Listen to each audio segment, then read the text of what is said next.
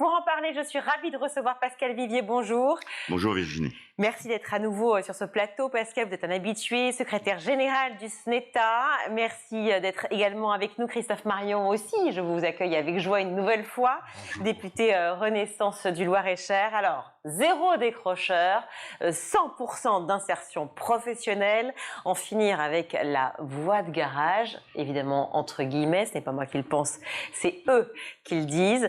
Voilà l'objectif d'Emmanuel Macron pour la réforme de la voie professionnelle, un sujet qui nous occupe souvent, beaucoup ici, et vous deux en particulier.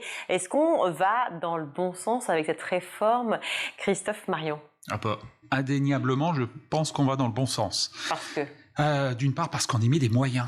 Enfin, on met des moyens dans le lycée professionnel. Lesquels ? 1 milliard d'euros supplémentaires sur le budget consacré au lycée professionnel par an. C'est pas un one shot, c'est pas un seul coup. Par an pendant combien de temps ? Eh bien, au moins pendant le quinquennat, pendant la durée du quinquennat. Encore 4 ans. Et on met 2,5 milliards dans le cadre de France 2030 pour créer de nouvelles formations et notamment mettre en face des formations les plateaux techniques, parce que vous savez, dans les lycées professionnels, c'est quand même ça l'enjeu.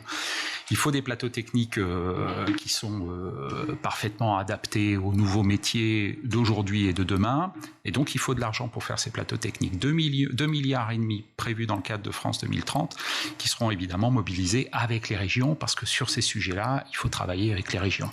Déjà une réaction, Pascal Vivier, à ces deux mesures précisément, en tout cas sur le financement ? Je dirais déjà que ma vérité, c'est de dire que j'ai été mal à l'aise quand j'ai écouté le président de la République, tellement j'ai été surpris. Surpris parce que le discours, je pouvais presque y souscrire. Les objectifs que vous avez définis ici ou rappelés sont des objectifs qu'on reconnaît. Oui, il faut lutter contre le décrochage scolaire, il faut lutter contre l'orientation subie, il faut lutter pour une insertion réussie en enseignement supérieur ou en enseignement à l'emploi. Mais j'allais dire, c'est un très beau discours que j'aurais aimé avoir en juillet 2022 et malheureusement on a passé 9 mois à combattre des provocations en permanence sur le lycée pro, sur les personnels. Donc ce discours est bienvenu, il pose aujourd'hui un grand nombre de questions et donc on va voir si des discussions s'ouvrent pour essayer de résoudre les questions. En tout cas, moi, ce que je vois, c'est qu'il y a une vraie volonté de dire le lycée professionnel est une priorité, que les jeunes en lycée professionnel doivent être valorisés, et c'est ce qu'on appelle la gratification. Et donc, la gratification va coûter quand même 500 millions d'euros, donc c'est pas rien.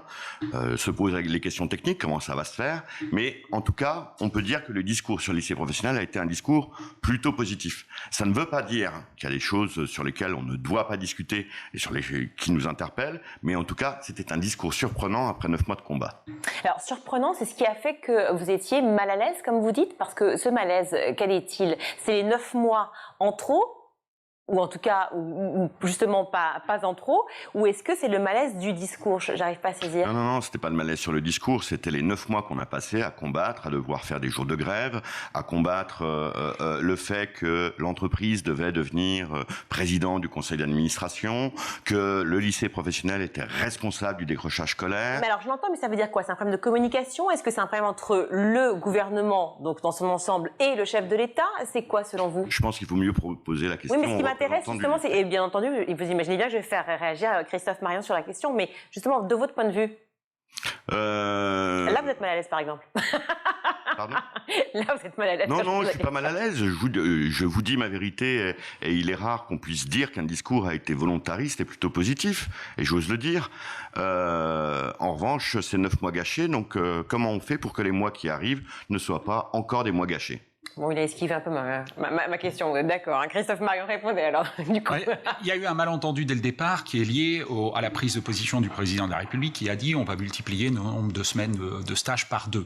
Et en fait, cette annonce-là a beaucoup crispé au sein des lycées professionnels. Vous l'avez compris ? Je l'ai compris, je l'ai vécu parce que j'ai eu l'occasion de les rencontrer à plusieurs reprises.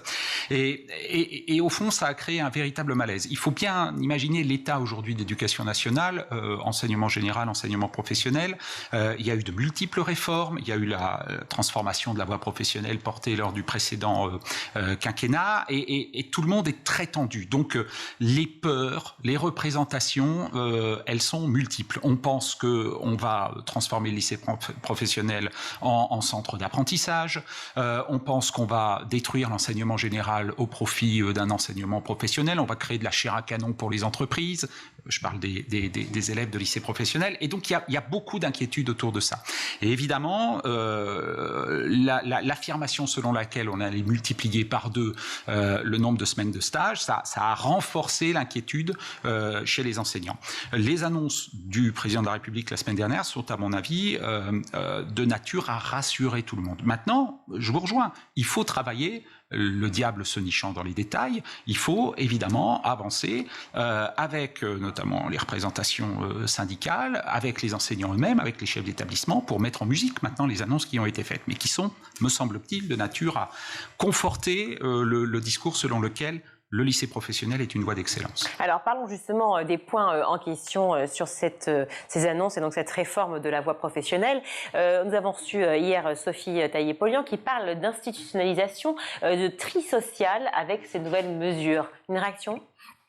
C'est un discours qui pour moi est insupportable, et je fais vraiment la différence entre ma fonction de représentant des personnels et de syndicaliste et d'autres fonctions qui sont politique.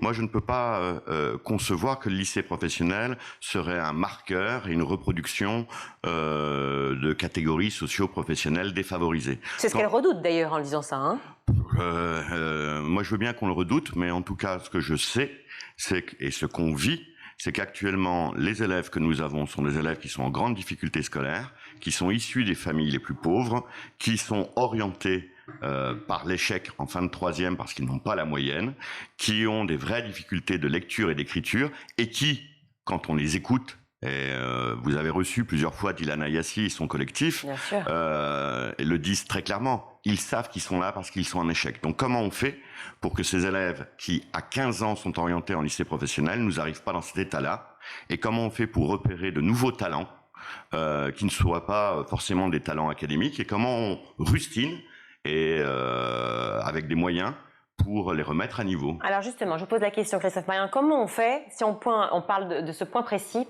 l'orientation, pour que cette orientation ne soit plus subie, mais qu'elle soit choisie, qu'à un moment on se dise, la voie professionnelle, c'est aussi une façon pour moi, qui veut devenir donc ingénieur, artisan, je sais pas, coiffeuse ou autre, qui puisse aller vers cette voie parce que c'est la bonne voie pour moi, qui est la voie qui fait que je vais m'épanouir dans mon travail et m'émanciper. D'abord, la première chose, c'est d'être en capacité de proposer des formations qui conduisent soit vers l'emploi, soit vers la poursuite d'études. On a des inquiétudes qui sont liées à la carte des formations aujourd'hui. On a des formations aujourd'hui qui conduisent nulle part. Mais pourquoi il y a ça? Mais parce que... On va pas se dire à chaque fois, c'est à cause des différentes réformes, etc.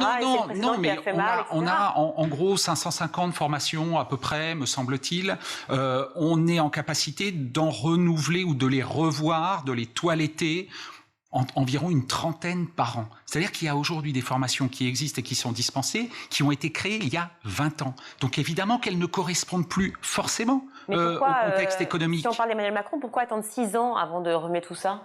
Parce que, me semble-t-il, il a déjà fait beaucoup de réformes, qui lui ont d'ailleurs été reprochées pour certaines. Je pense à la réforme du lycée. Et il a annoncé très clairement pendant la campagne présidentielle l'année dernière que ce quinquennat serait le quinquennat de la réforme des lycées professionnels. Donc il faut déjà des formations qui sont, qui peuvent permettre de déboucher vers l'emploi ou vers des études supérieures, hein, évidemment. Des formations. Alors pardon, je vous coupe, mais parce que c'est toute la question aussi de se demander justement pourquoi ces élèves, tout d'un coup, on leur refuse, ou en tout cas, on ne les pousse pas vers les études supérieures. Les élèves, actuellement, pour 80% des bacheliers professionnels, participent à Parcoursup. C'est-à-dire qu'ils veulent poursuivre leurs études en enseignement supérieur. Et ça, c'est un fait nouveau qu'on ne connaissait pas il y a 20 ans. Le Bac Pro, quand il a été créé en 1985, il avait comme finalité l'accès à l'emploi. C'était une insertion directement en emploi. Aujourd'hui, les jeunes ne sont plus les mêmes. Ils n'ont plus redoublé. Ils sont beaucoup plus jeunes. Donc, et ils arrivent parfois, souvent même, à avoir le bac en étant mineurs. Donc, ils veulent l'enseignement supérieur. On sait que la voie de la réussite, ce sont les BTS, les licences pro, et pour les meilleurs d'entre eux, les écoles d'ingénieurs. Les places en BTS n'ont pas évolué depuis 1995, quand le nombre de bacheliers a été multiplié par 3. Donc là aussi, dire on a sur les bras des élèves qui ont le bac pro, qui sont mineurs et qui ne sont pas en emploi 3 mois après, ça peut être normal, c'est Parcoursup qui ne les a pas pris dans l'enseignement supérieur. Donc nous, et on ne cesse de le dire, un diplôme professionnel, il doit avoir la double finalité obligatoire. Première finalité, l'insertion à l'emploi. Deuxième finalité, l'enseignement supérieur ou la voie supérieure. C'est-à-dire que pour un élève qui est en CAP, et c'est le manque, j'allais dire, des annonces, quand bien même on pourrait tout en discuter, du discours présidentiel. Peut-être qu'il y en aura d'autres. C'est qu'on n'a pas parlé du CAP. Là où il y a le plus de difficultés. C'est prévu, Christophe Marion? Alors, c'est prévu, mais je voudrais peut-être revenir sur la poursuite d'études dans le supérieur. Parce qu'aujourd'hui, force est de constater que les jeunes de lycée professionnel qui poursuivent en BTS échouent plus souvent que des jeunes qui viennent de filière générale. Et ça, c'est pas normal. Ça veut dire qu'il faut retravailler la fin de l'année terminale. L'idée qui est évoquée dans cette réforme, c'est de calquer au fond le calendrier sur le baccalauréat général, de faire en sorte que la plupart des épreuves soient passées en mars, qu'ensuite, finalement, il y ait 2 possibilités laissées aux élèves. Pour ceux qui choisissent d'aller vers l'emploi, 8 semaines de stage. Pour ceux qui choisissent plutôt d'aller dans l'enseignement supérieur ou qui souhaitent aller dans l'enseignement supérieur, 4 semaines de stage en entreprise et 4 semaines retour à l'école, c'est-à-dire qu'on redonne du sens au 3e trimestre de terminale, 4 semaines à l'école pour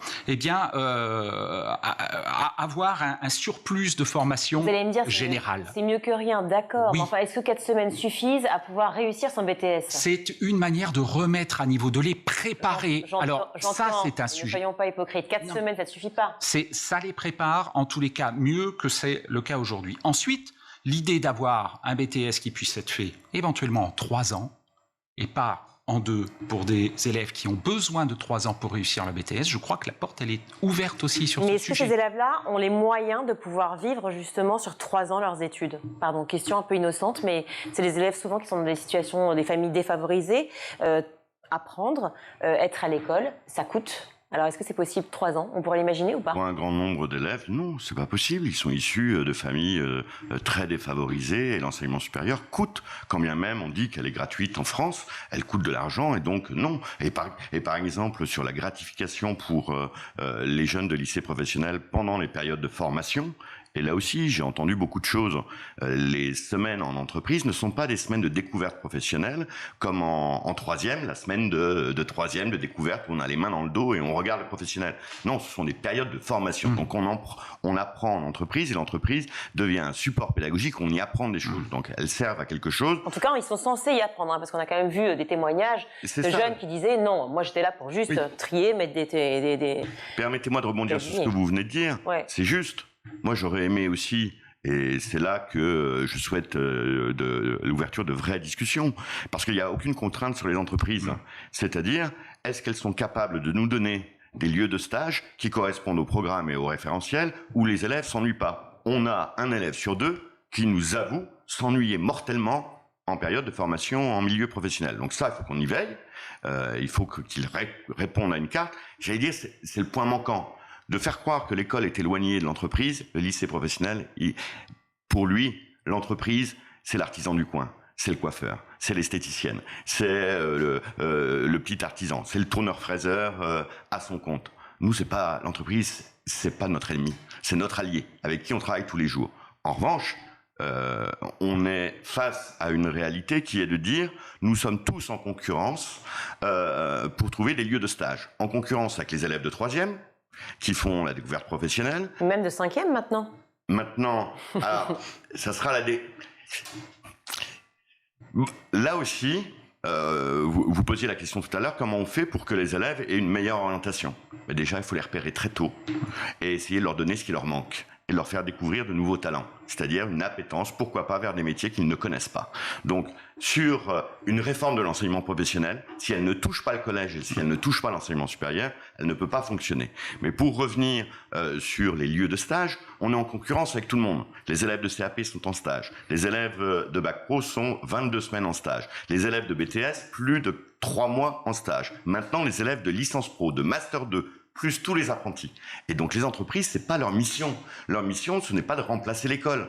Elle veut bien former, un peu aider, mais elle n'est pas là pour prendre tout le déversoir de l'école. Donc nous aussi, l'engagement prioritaire du président de la République, est-ce qu'il est sur les lycées professionnels pour qu'il y ait un engagement des entreprises de nous donner des lieux de stage qui répondent au référentiel, c'est-à-dire des lieux de stage sexy où les élèves se découvrent de vrais talents et aiment le métier vers lequel ils se destinent. La réponse, Christophe Marion. Mais moi, je suis assez d'accord avec ce que vous dites. Aujourd'hui, l'engagement de l'État, il est fort. L'État prend en charge la gratification des élèves qui seront en formation dans les entreprises. Qui dit gratification, pour ceux qui nous regardent, dit rémunération. Oui, voilà, 50 euros, 75 euros, jusqu'à 100 euros par semaine. Mais ça veut dire que les entreprises ne paieront pas cette gratification. C'est l'État qui prend en charge. Ce qui veut dire que nous devons être exigeants vis-à-vis des entreprises. Si la collectivité fait cet effort pour prendre en charge la gratification des élèves, ça veut dire que les entreprises, on attend d'elles des choses en termes de qualité de formation. Et il faudra être extrêmement attentif à ça, je suis d'accord avec vous. Je suis d'accord sur le fait que cette réforme des lycées professionnels, s'il n'y a pas de réforme du collège, elle n'a pas de sens. On voit arriver aujourd'hui des élèves en lycée professionnel qui considèrent que c'est une voie de garage, ils ont accumulé les difficultés au long de leur parcours de collège, et donc il faut retravailler sur les fondamentaux, notamment en collège, et puis il faut mettre en place une véritable aide à l'orientation dès la 5e. Il y a des expérimentations qui sont menées, il faut faire découvrir de nouveaux métiers aux élèves, il faut rendre ces métiers sexy, et là il y a un énorme travail à faire parce que beaucoup de métiers sont complètement inconnus. Et puis enfin, peut-être sur la terminale, je parlais tout à l'heure pour des élèves qui se destinent après la terminale vers le monde professionnel, on aura 8 semaines on a 8 semaines de stage aujourd'hui, on va passer à 12 semaines de stage, possiblement. 12 semaines de stage. Aujourd'hui, c'est 8 semaines qui sont coupées, 4 semaines qui sont coupées 8 semaines qui sont coupées en 2, pardonnez-moi, 4 semaines. Aujourd'hui, on fera en sorte que cette formation soit de 8 semaines, ce qui va laisser l'élève davantage en entreprise et ce qui va lui permettre de travailler et d'apprendre mieux son métier, que la période de formation soit beaucoup plus riche pendant 8 semaines qu'elle ne l'était avec 8 semaines coupées en 2. Cette période donc de stage, de formation qui va être donc rémunérée, est-ce qu'elle va pousser davantage les élèves à privilégier finalement la rémunération, même si elle est faible, disons-le, mais enfin c'est une rémunération malgré tout, plutôt que de privilégier d'éventuelles études supérieures? Très franchement, j'ai pas le sentiment que le risque soit là. S'ils veulent privilégier la rémunération, autant devenir apprenti, enfin, d'une certaine manière. Non, je pense que c'est une juste reconnaissance et ça va contribuer à rendre le lycée professionnel peut-être un peu plus attractif, notamment pour des élèves qui sont issus de milieux sociaux défavorisés, parce que on est d'accord, quand on regarde l'indice de position sociale au sein des lycées professionnels, on voit bien que beaucoup d'élèves sont issus de milieux sociaux défavorisés. Donc je crois que c'est de nature à renforcer l'attractivité. Je suis pas du tout sûr que des élèves se disent je vais aller en lycée professionnel parce que je vais toucher 50 € en première année de plus par semaine. Non, pas dans ce sens-là, mais plus davantage dans le sens de je vais privilégier les stages plutôt que finalement la formation purement académique. Je rappelle quand même qu'il n'y a toujours pas de philo dans l'enseignement pro. Ça dépend où. Alors si, ça y est ? Oui, on a réussi ici ou là, sous la mandature de Jean-Michel Blanquer, à pouvoir permettre aux établissements qui le veulent d'enseigner la philosophie à hauteur d'1 heure par semaine. Et donc non, on a des exemples et ça fonctionne plutôt bien. Mais à coup de pas, tant mieux. Mais à coup de pas. Cette image dont on parle, effectivement, l'image de la voie de garage, qui est une image évidemment insupportable pour nous trois, mais pour tous ceux finalement qui parlent d'éducation de manière générale. Lorsqu'on parle aux Français et qu'on les interroge sur la voie professionnelle, tous disent globalement « Oh mais pourquoi pas, bien sûr, évidemment, j'ai aucune mauvaise image, mon enfant s'il veut y aller, je serais ravie ». Et puis dans la réalité, sur le terrain, c'est faux. C'est faux, on le dit, on le voit. Souvent, c'est un non-choix. finalement, l'élève est guidé. Comment faire pour justement que tout cela s'inverse, si ce n'est pas effectivement toutes les annonces que vous venez de faire, mais pour que cette image réellement change? Est-ce qu'il ne faut pas passer aussi par une formation différente de ces enseignants et justement cette orientation qui est essentielle? Parce que l'orientation aujourd'hui, elle est faite par qui finalement en troisième? Elle est faite par le conseil de classe, par les professeurs de collège et par les conseillers d'orientation qui ont pu voir les élèves. Mais là aussi, on manque de personnel pour voir tous les élèves qui sont en difficulté. Donc elle se fait à l'arrache, pour être clair. Et en particulier pour les jeunes filles à la sortie de troisième, où majoritairement, parce qu'elles n'arrivent pas, alors qu'elles ont demandé à aller au lycée général et technologique, elles sont orientées systématiquement dans les lycées tertiaires et parfois dans des formations qui ne sont pas insérantes à l'emploi, mais uniquement insérantes à l'enseignement supérieur. Donc je crois qu'on ne pourra valoriser l'enseignement professionnel que quand le lycée professionnel ne sera plus là le réceptacle que des difficultés. Quelques chiffres. 75% des jeunes issus de l'immigration subsaharienne est en lycée professionnel. 75% des lycéens en situation de handicap sont en lycée professionnel. Les mêmes pourcentages pour les élèves allophones. C'est-à-dire parce que ces personnels qui ont été cette fois-ci loués dans le discours du président de la République, et c'est une bonne chose, savent faire avec la difficulté. Depuis 20 ans, dès qu'il y a une difficulté, c'est le lycée professionnel qui peut résoudre ces difficultés. On n'y arrive plus. Donc c'est simple, il faut peut-être de la découverte professionnelle, l'initiation à l'économie locale, faire en sorte qu'on repère les difficultés des jeunes très tôt dès le collège pour donner un minimum culturel et un minimum en enseignement général. Ce qui pose la question, c'est quoi le minimum culturel? Et cette question-là, pour l'instant, elle n'est pas posée. Mais j'aimerais qu'on la pose.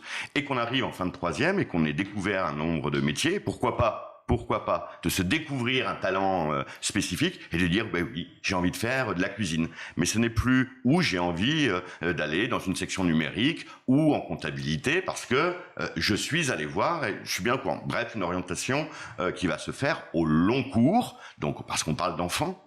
Donc il n'est pas question de mettre des paliers d'orientation bien plus jeunes, mais d'exprimer une découverte de tous ces métiers. Et on pourra alors travailler sur l'orientation choisie et non plus l'orientation subie. Cette orientation dont vous parlez tout à l'heure également, Christophe Marion, effectivement c'est un vrai sujet aussi pour le gouvernement et pour le ministre Pap Ndiaye. Cela veut dire que ce ne seront pas que aux professeurs principaux et finalement à ceux qui peuvent ce jour-là parce qu'ils sont disponibles, qu'ils ont le temps, etc., pouvoir aider à l'orientation, parce que nous aussi on pourrait le faire hein, en tant que oncle, cousin, papa, maman, etc., se dire tiens c'est peut-être mieux pour toi, etc., machin, ou en tant qu'enseignant, mais finalement c'est quand même un vrai métier et il faut une pédagogie pour ça. Il faut une formation pour pouvoir orienter. Est-ce qu'il y a un budget qui va être alloué précisément pour ce point? Alors, moi, il y a plusieurs choses. D'abord, changer le regard sur les métiers, c'est pas que l'éducation nationale hein, qui peut réussir à faire ça. C'est aussi l'ensemble de la société.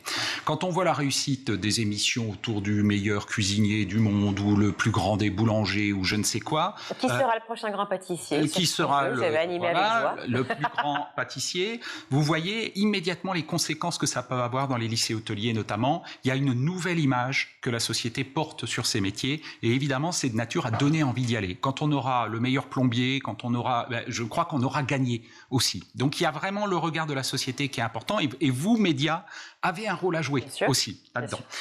Ensuite, moi je voudrais qu'il y ait beaucoup plus que les choses soient plus perméables. C'est-à-dire qu'on ait des professeurs de lycée professionnel qui viennent en collège, en 5e, pour venir présenter les métiers dans le cadre des périodes de découverte des métiers qui vont être institutionnalisées, qui commencent déjà sous forme d'expérimentation. C'est aussi le mentorat en fait. Oui, c'est aussi une forme de mentorat, mais c'est aussi permettre finalement de casser ces frontières qui existent, y compris chez les personnels. Hein, aujourd'hui, entre le collège, le lycée professionnel, le lycée général, pourquoi pas, voire même les BTS, qu'on ait des enseignants de lycée professionnel qui aillent dans les BTS, notamment pour voir des élèves qui peuvent être en décrochage, parce qu'on a des élèves qui abandonnent en cours d'études supérieures, des élèves de lycée professionnel. 1 sur 3, j'ai lu. Non voilà, moi je suis vraiment favorable. Et alors, vous me parliez de moyens.